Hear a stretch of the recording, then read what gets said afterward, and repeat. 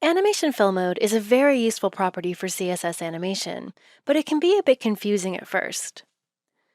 The way I like to think of it is that the animation fill mode property determines how the time around an animation is filled in.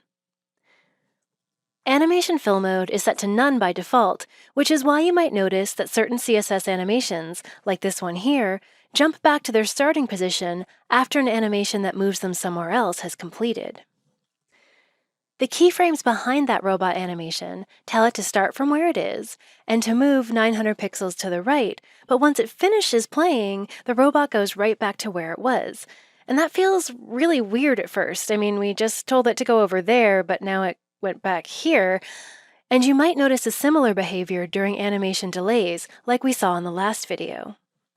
The reason for all this is that CSS animations are temporal in nature. Once the duration of the animation completes, the styles in that animation's keyframes are no longer acting on the element that animated.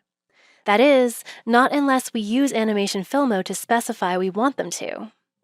If you want your animating element to take on the styles of the first keyframe of an animation, in other words, if you want it to look like the first keyframe's properties are already applied during an animation delay, set your animation fill mode to backwards. That will take the styling from the first keyframe in the animation and kind of pull it backwards in time during the animation delay. On the other hand, if you want your animating element to stay in place once an animation that moves it has finished, or in other words, you want the element to keep the properties defined in the last keyframe of the animation past the animation's duration, set your animation fill mode property to forwards. That essentially takes the styles from the last keyframe of the animation and pushes them forward in time or holds them forward in time, however you prefer to think about it.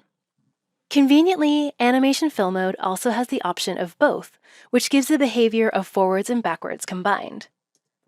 Personally, I tend to use both most often, and I'll even assign it to all my animations when I'm prototyping something, even if I'm not sure I need it yet. It saves me that extra step of wondering why things look funny and having to go back and add it in later. You might find that to be a helpful trick too.